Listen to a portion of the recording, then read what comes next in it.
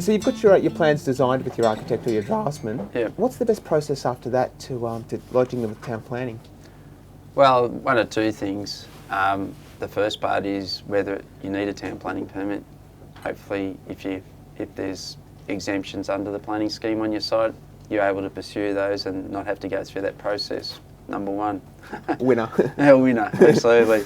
We have a lot of relieved clients over the years where they thought they've had to go through the process, and we said, well, if you lower the pitch another 5 degrees, you're actually under the building height, and therefore you can start work tomorrow and not 6 months down the track.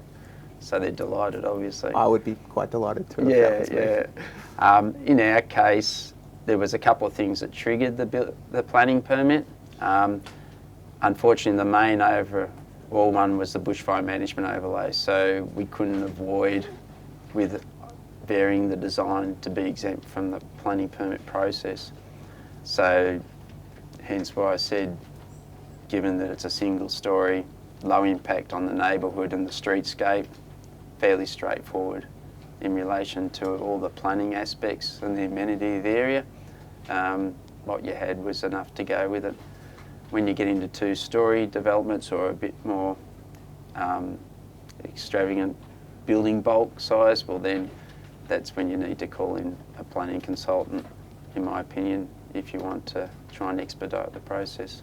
So what we did is we actually had a bit of a preliminary meeting, I suppose, to get some general feel of what they're expecting from our design, and then we actually liaised with our designer from there, and then we literally just did it because we couldn't second guess what they were going to say. Is that a good way to do it?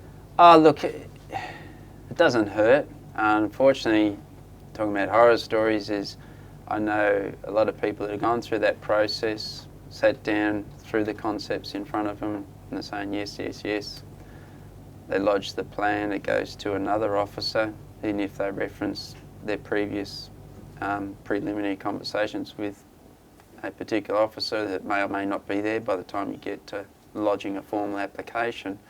And they go, oh, no, oops, sorry. As I said earlier, it's so wide open interpretation, and that's the downfall of it.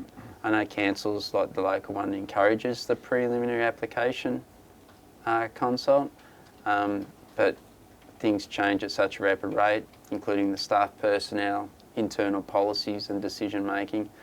If you're going to have a meeting, if they're happy, lodge it on the spot, and then you've got a chance, you know. Otherwise, just roll with the punches.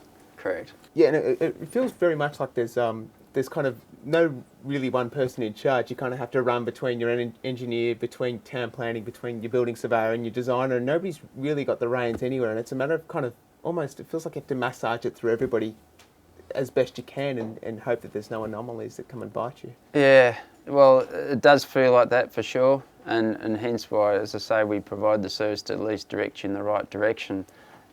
There's so many variables depending on what you want to build and what area. Alpine, bushfire, termites, flood prone, planning restrictions on title, services, lack of services. It's so important to have all that nailed before you start any further.